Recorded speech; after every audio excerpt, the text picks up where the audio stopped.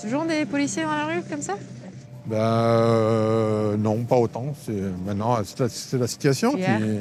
la situation qui fait qu'ils sortent.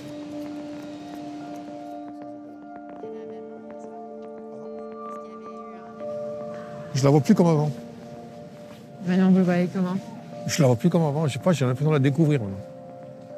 Parce que l'église, on passe devant, on regarde, on jette un coup d'œil comme ça, vite fait, quoi. Puis là, je découvre ces pierres, je découvre un peu tout ce qu'il y a. Je la vois autrement. C'est terrible. Like many people here in Nice, Abdelkader Soudouni is paying his respects outside the Notre-Dame Basilica, where on October 29th, a young man entered with a large knife and brutally murdered 3 people. One of the victims was Simone Silva. Donc on a toujours connu Simone, c'est révoltant, on ne comprend pas. On ne comprend pas que c'était quelqu'un de la joie et de la bonté. Donc, The attacker was from Tunisia and arrived in France one day before the murders. ça nous fait vraiment peur. Donc on ne se sent pas en sécurité parce que c'est arrivé à elle, ça pouvait arriver à moi, ça pouvait arriver avec une autre amie. It's the 3rd attack by Islamic extremists in Nice in 4 years, and it's the 8th in France this year alone.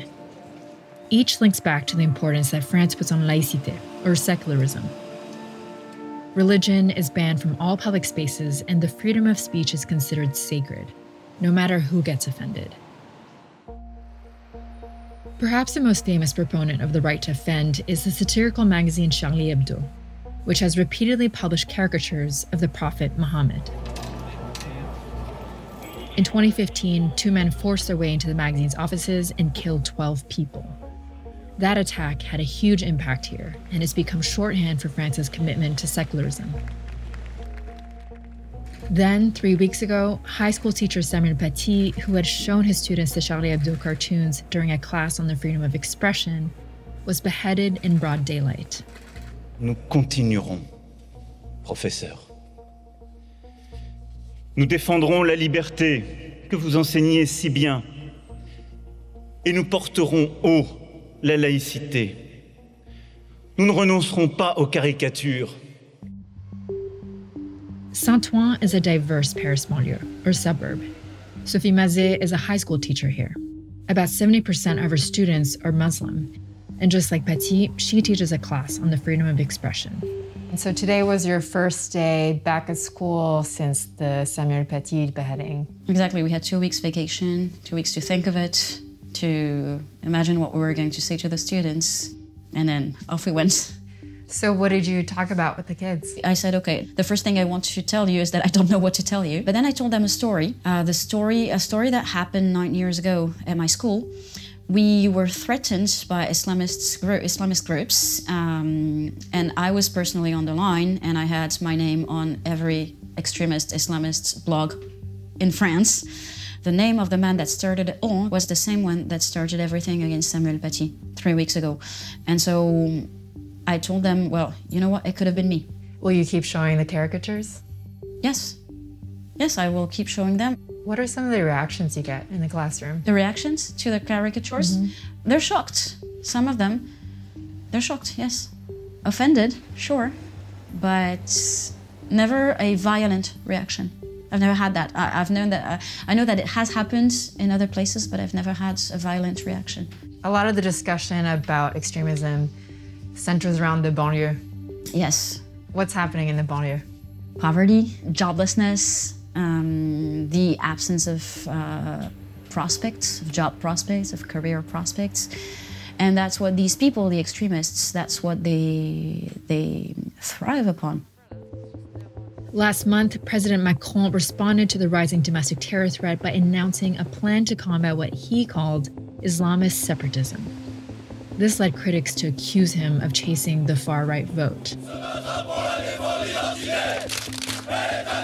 And far-right groups like Génération Identitaire say they're gaining new supporters with each terror attack. The group goes to great lengths to get attention, hiring helicopters to seek out migrants in the Alps, occupying mosques, and protesting in Nice on the night of the Notre-Dame attack. A few hours from Nice is Aix-en-Provence, which is the home of the group spokesman Jérémy Piano. Est-ce que l'islam peut exister en France? Non, il ne peut pas s'adapter en tout cas en France, parce que notre rapport à la société n'est pas le même. Notre rapport de traiter la femme, de traiter les institutions, la laïcité, etc. Il n'y a rien en fait qui est compatible avec l'islam. Et c'est l'islam en particulier ou c'est toutes les religions étrangères? Non, c'est l'islam en particulier. L'islam en particulier a une volonté de conquête et ils ont une volonté d'islamiser la France. C'est quoi l'islamisation de la France? Alors, très concrètement, aujourd'hui en France, la France qui est pourtant de culture chrétienne, ferme ses églises. De nombreuses sont détruites. Elles ne sont même pas restaurées pour les questions de patrimoine. En revanche, elles se voient remplacées par des mosquées. Il y a de plus en plus de mosquées qui sont construites en France, mais il n'y a pas d'assimilation, il n'y a pas de vivre ensemble, c'est un mensonge. Il n'y a aucune volonté de la part des nouveaux arrivants de s'assimiler. Et c'est quoi la solution? La solution, c'est simple, ça s'appelle la remigration. La remigration, c'est le retour au pays d'une majorité d'extra-européens présents sur le sol français. Others see France's uncompromising secularism as the problem. In recent weeks, people across the Muslim world have protested against Macron's doubling down on laïcité and on the right to show the cartoons. Asla iltifat etmeyin. Bunları satın almayın. Macron tried to calm tensions and explain the French position by doing an interview with Al Jazeera a couple days after the Nice attack. Je comprends et respecte qu'on puisse être choqué par ces caricatures. Je n'accepterai jamais qu'on puisse justifier une violence physique pour ces caricatures. For over a decade, Abdelkader Soudouni has been the imam in the only prayer room in the Nice city center. The attacker came here to pray an hour before the killings. While he came from abroad, Soudouni says the radicalization of French Muslims is also a big problem. Il y a énormément de jeunes qui ont quitté la France pour aller rejoindre Daesh en Syrie. Comment se fait-il qu'un jeune né en France, dans un cadre magnifique quand même, c'est la Côte d'Azur, hein, qui décide du jour au lendemain de quitter ce cadre-là et d'aller mourir en Syrie, hein, de cette confrontation entre l'Occident, le monde musulman, etc. Cette conception moyenâgeuse de la religion aujourd'hui existe encore malheureusement. Pourquoi ce problème est pire en France qu'en notre pays, en Europe?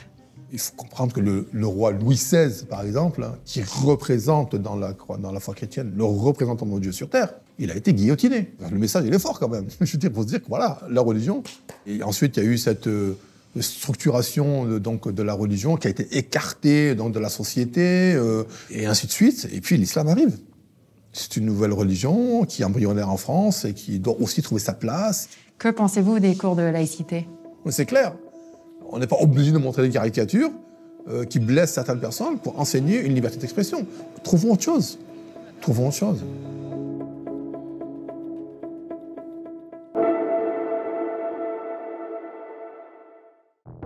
Il est vrai qu'en 2003-2004, la France était le pays le plus populaire dans le monde musulman. Et aujourd'hui, c'est le pays occidental le plus impopulaire. Donc quelque chose s'est passé qui n'a pas été. Donc c'est vrai qu'il y avait eu un pic avec l'opposition de Chirac à la guerre d'Irak, qui a été un moment très fort de la diplomatie française. Après, on est un petit peu rentré dans le rang quand même par rapport à cela. Et puis, et c'est là, en dehors de Charlie Hebdo, les multiples débats, toutes ces couvertures des médias hostiles à l'islam, les déclarations fracassantes sur les musulmans, etc., tout ceci est perçu effectivement à l'étranger parce qu'on vit dans un monde globalisé. Qu'est-ce que le président Emmanuel Macron est en train de faire pour résoudre ce problème? S'adresser à Al Jazeera est une bonne chose, qu'il faut aussi combattre les propos anti-musulmans en France et aussi dénoncer la laïcité falsifiée. La laïcité, c'est la liberté de croire ou de ne pas croire, sans pression extérieure. Pour certains, la laïcité est une sorte d'arme anti-musulman. Est-ce que l'extrême droite est en train de gagner de l'influence en France maintenant? Oui, très, très clairement. Et surtout, ils sont en train de gagner la bataille des idées. Mais des sentiments anti-musulmans, en disant c'est toujours les mêmes, qui commet les attentats, tous les musulmans ne sont pas terroristes, mais tous les terroristes sont musulmans, c'est quelque chose que l'on entend, effectivement, de plus en plus. Est-ce que Emmanuel Macron est en train d'essayer de gagner leur vote? La loi sur le séparatisme a été vue un peu comme une façon de couper l'herbe sous le pied au Rassemblement national. Et en même temps, ça l'a, à mon avis, plutôt renforcé en disant on vous le dit depuis le départ, on a été des lanceurs d'alerte, on ne nous a pas écoutés, etc. Finalement, le programme commun entre les djihadistes et les racistes anti-musulmans, c'est de dire qu'il n'y a pas de place dans un pays occidental pour les musulmans. Ils ont ce programme commun. Donc à nous de le combattre.